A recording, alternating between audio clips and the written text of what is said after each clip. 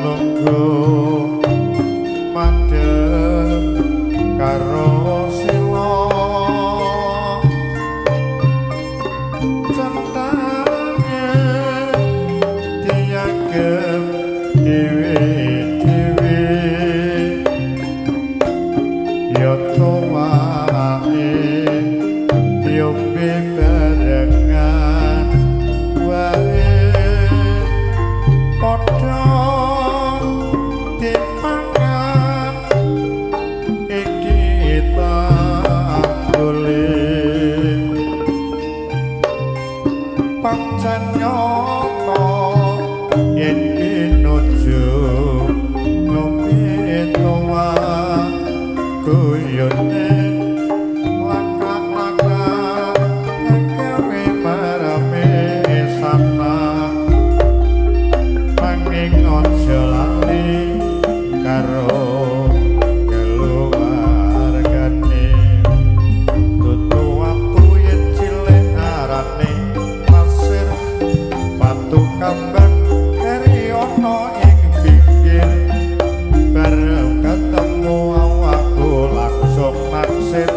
kelibakan kaya kelangan pikir betapa kuwi arane keluku disikari dibareng dadi pitu sampe dino aku ra bisa turu kangen riko ngomong ora ketu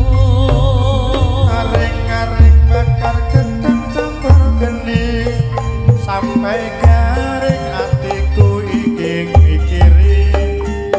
gedang raja satundhut dipangan condhot timbang urung alung kuluku padha gedang sawiyen nek urip pendhutan ati iki senipun kanggo rika gedang raja satundhut dikarepeli yen ora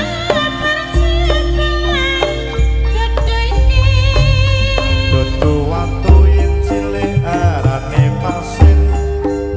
watu kambang keri ana ing pinggir lagi ketemu awakku langsung naksir kelimbakan